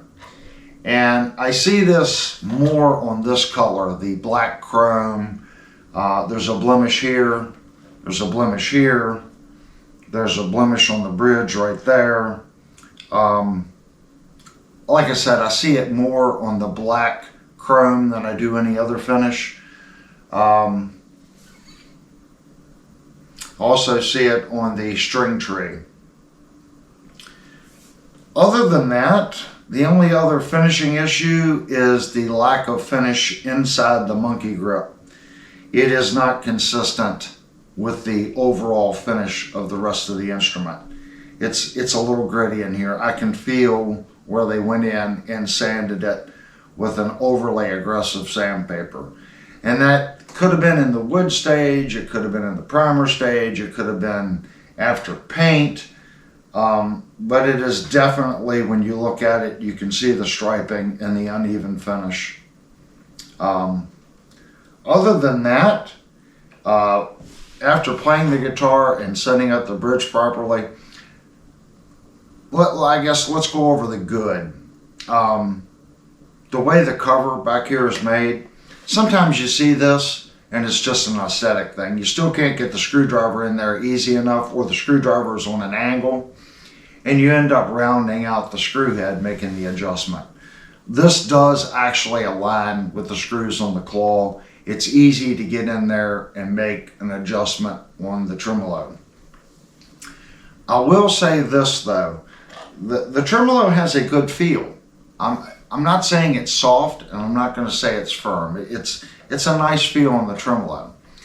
That being said, I noticed I chased tune more on this bridge. In other words, if I started out on the low E and I went through and tuned it, usually on a floating bridge, if you're out, let's say 5 or 6 cent, it only takes 2 passes to get the bridge to stabilize and the guitar to be in tune. I noticed with this particular instrument that I ended up having to do it 5 or 6 times before I was in tune as it slipped and the string stretched. The bridge is still parallel to the body, so I don't know if that's a ratio of the springs themselves. Like I said, it doesn't feel overly soft, like the springs are too soft. It could be just the nature of this particular tremolo. Once you get it, it seems to hold, okay?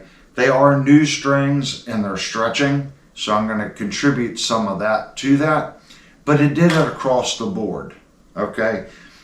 I'm just pointing out, it seemed like I was chasing tune a little bit with the guitar. The factory setup on the instrument, for me, is a little high. I get why they do it.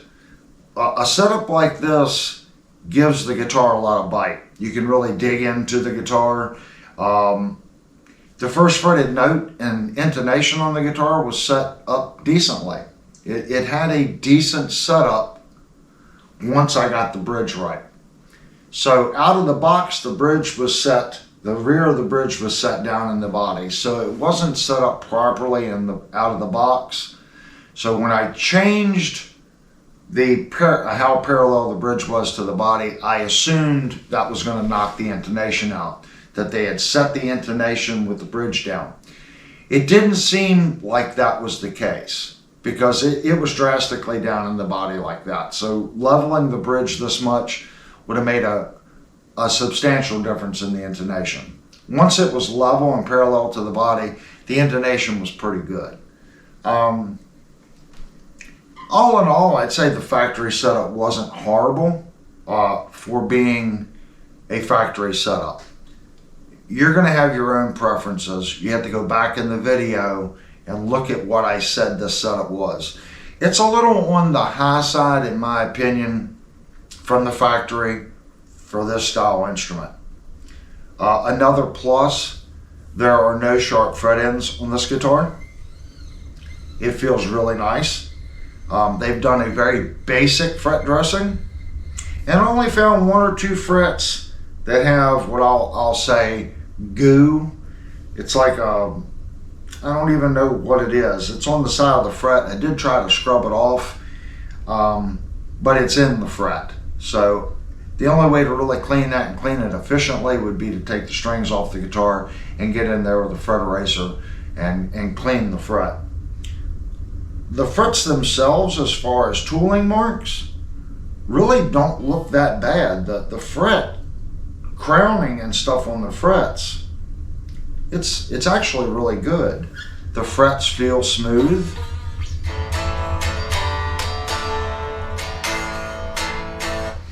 And when I had the lock nut off, we set the E string to tune, and I tightened the nut. From the factory, they have the string tree set properly to where when you tune your strings and you lock it down, it just barely changes it, maybe 1 cent. And that's good. It really is for a factory setup. I wouldn't mess with it. Most strings, it didn't change it. I think the D or the G changed a little bit. And keep in mind, this is fixed, okay? So you have to adjust the string tree based on the 2 E strings. and there's an arc to this, and that arc is supposed to match the radius in the nut. If it doesn't, that you'll end up with a little change in like the D or the G when you go to tighten it. And this does that just a little bit, so keep that in mind. Is it anything where you've got to retune? No, like I said, it's like 1 cent off, 2 cent off. I would say more like 1 cent. It's not much. The tuning keys, they feel okay. I loosened the strings when we got the neck thicknesses and got some measurements. They feel smooth. They are unbranded tuners. I think they're okay. Would locking tuners be better?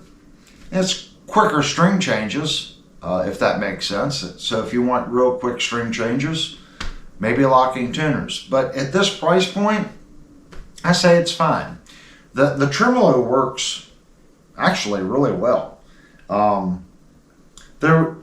I could play this guitar out live and not have any issues with it. That's the thing. Even with what I'm pointing out on the neck and stuff like that, once I got the bridge set up and I tuned it and the strings stretched, like in the last part of the demo, the strings have stretched, it's doing good. I would have no issues whatsoever taking this guitar out on stage and playing all night with it. There's no issues with it bugging my hand, chewing up my hand on the frets. The action's not so high to where I can't play the instrument, or I'm going to struggle with it halfway through a set. It would have no issues at all going right out in a professional environment and playing. They did do a shiplap here, and I know some people don't like shiplap joints. I've never, ever had a shiplap joint fail. Is it as stable as a 3-piece neck? No, it's not as stable as a 3-piece neck. But this is not a $1,600 instrument. This is a $550 map price instrument. I think at $550, it's a good instrument. It may require a little setup when you get it, but it's a good bang for the buck. And I say that because this bridge holds tune. Sometimes we get in the $500 mark and we get that really cheap Floyd Rose that has the screen printed. I've only played one of those that actually worked out of 5. I'm at 5 now, played one that worked. So if you buy an instrument like that at the $350 price point and you have to replace a bridge, it puts you right in this price point. So you got to think you can get this guitar, take it out of the box, set it up to your preference, and go out and play. You don't need to replace the bridge. You don't need to replace the tuning keys. It's a what I call on this channel a working man's guitar. And I say that because it's got some really awesome different tones. There are so many different sounds that this guitar can create. And it sounds good in the clean, it sounds good in dirt, and it sounds good with high gain. That makes this guitar, in my opinion, a good guitar for the money. So if you bought one of these, you know what this channel's about. This channel's about product information. If you've had a completely different experience when you bought your Vi Jr. model, I need you to post down below. People watching this video are watching because they know this channel does deep dive videos. We really get into this instrument, okay? We tear it apart. And yeah, I know what you're saying. Well, you didn't take the neck off the guitar. You're right, I didn't, but we are. I wanted to play the guitar with the factory strings and the factory setup, okay, undisturbed. So now, after a comment section, we're going to take the neck off the guitar, and that's going to be what you've already watched most likely, because I didn't want to do it in between, like, because I wanted to play the instrument the way it was. So we are going to take the neck off the guitar. We're going to look at the neck pocket. Now, whether or not I put that on the end of the video or you've already seen it, that's how I got away with that. So the demo section you heard is this guitar in its stock form. I definitely want to look at the neck pocket. That tells us a lot about the CNC process and how much care was taken into the guitar. Okay, it's future me, and I recorded final thoughts before going downstairs in the shop and disassembling the guitar. So I want to go back now and change some of the things, or my thoughts per se, after having more information. What do I feel about the general fit and finish on the guitar? Well, we have several Ibanez's here below the $500 price point. A S model and an RGA, both Ibanez's, below $500. This guitar comes in at $550 on the map price, and the overall fit and finish on the guitar and build is not as good as our RGA and S model. Now, I am reviewing one instrument, so this particular guitar has some issues. Like I said, the sanding on the neck, the placement dots, the blemishes on the black chrome hardware, and some routing issues. If you watched a whole video, there's good and bad. Okay, we found a lot of good and we found some bad. I'm pointing it out because this channel is about 100% honesty. Now, what do I feel about the price point and what I found? I still feel that the guitar is worth $550, and you can pick this guitar up for $499. If you ask for 10% off, usually the shop will give you 10% off. Plus they go on sale quite a bit. At $499, okay, I get it. At $550, I think it's kind of pushing it, if that makes sense, based on what I saw on this guitar. I will say this, the two Ibanez's we have at the $470 price mark, they're both fixed-tailed guitars. This guitar has a floating bridge, which adds cost, okay? And a lot of times that floating bridge on a $500 or $600 instrument, they're a little on the cheap side. This one right here held tune well. I've used the tremolo. It worked flawlessly. Plus, this particular guitar has humbucker, single humbucker. The other two Ibanez's that I'm speaking of only have dual humbucker, their HH configuration, where this guitar is HSH. And that opens up a lot of sound possibilities on this guitar. And all those possibilities, which you heard in the demo, sound really good. The quantum pickups that Ibanez manufactures, I feel are great pickups. They really are good pickups. They use those pickups up to the $800, $900 price range. And you're getting them in some cases, the $450 budget Ibanez and the $550 Jem. So it's not an inexpensive pickup that they're putting in their lower cost models. They put them in higher cost guitars as well. So I think that's a plus. And as I said, it is an Ibanez tremolo licensed under Floyd Rose, and it worked flawlessly.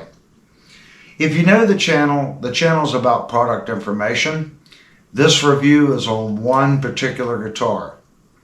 That being said, Linnell liked this guitar, and even though we found the issues that we found on this one, we have ordered another one. So when that guitar comes in, I will definitely do a video on it, and I will do a second quick review just to see how the quality of that one is in relation to this one.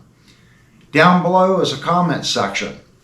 If you purchased one of these guitars and had a completely different experience than what you just saw in this review, please go down and post. That information helps other people considering purchasing this product. Whether you got one and it was flawless out of the box, I need to hear from you down below. If you received one and had a similar experience, go down, post down below. All those comments help other people. It really does. That's what the channel was started for, product information. If you didn't know, it takes a lot of time to do these highly detailed guitar reviews that we do on this channel. I have heard time and time again that this channel does the best guitar reviews on YouTube.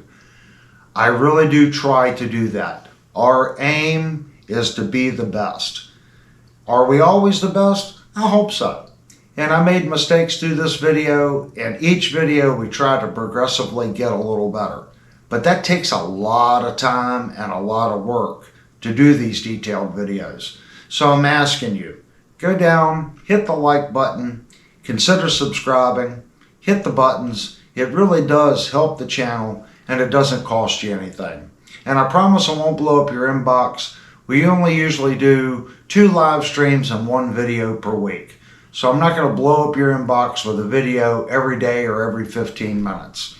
If this channel is doing content, I consider it valuable content, good information. Anyway, please go down, hit the like button, consider subscribing, and thank you to Brian at Searching for Tone for giving the channel the opportunity to review this guitar. Go over to Brian's channel. I'll put a link down below to his channel. This is a collab series of videos. When we send this guitar back to Brian, it's not going to be in its stock form. No guitar comes here and leaves here in this condition. So whoever gets this guitar in the future, you will end up with a really nice Ibanez Jr. Anyway, thank you for clicking on the video, and I hope you consider subscribing. Any cents, so it was set to -2 cents.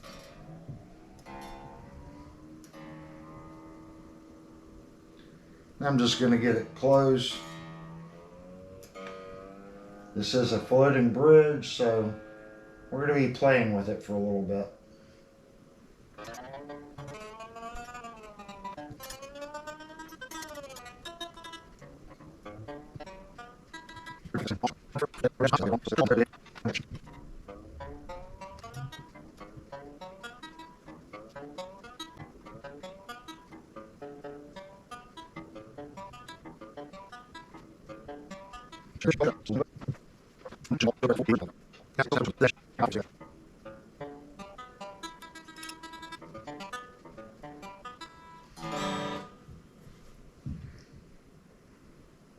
It's pretty close. But back to what I was saying, people watching this video are here because of how we do reviews. So every comment that you guys leave, good, bad, or indifferent about this instrument, will help someone thinking about purchasing it. And I know this guitar has a, we'll call it a cult following. There's whole forum groups just based on the VI Junior model, excluding the higher end price Pias and the other Jem models. There are forum groups just for this guitar. So it has a cult following, and I kind of see why. The guitar works well, it sounds nice, and it's got a good price point. If you're really picky, I don't see why you couldn't throw a couple dollars in this thing and have a guitar for a lot less money than the regular Jem. You're not going to get the 3-piece neck. You will get a shiplap joint, but you're going to be still at half the price, even changing the pickups. I don't have an issue with these pickups. Everyone knows I like Quantums, and that's what this guitar has in it. It has Ibanez Quantums. I like them.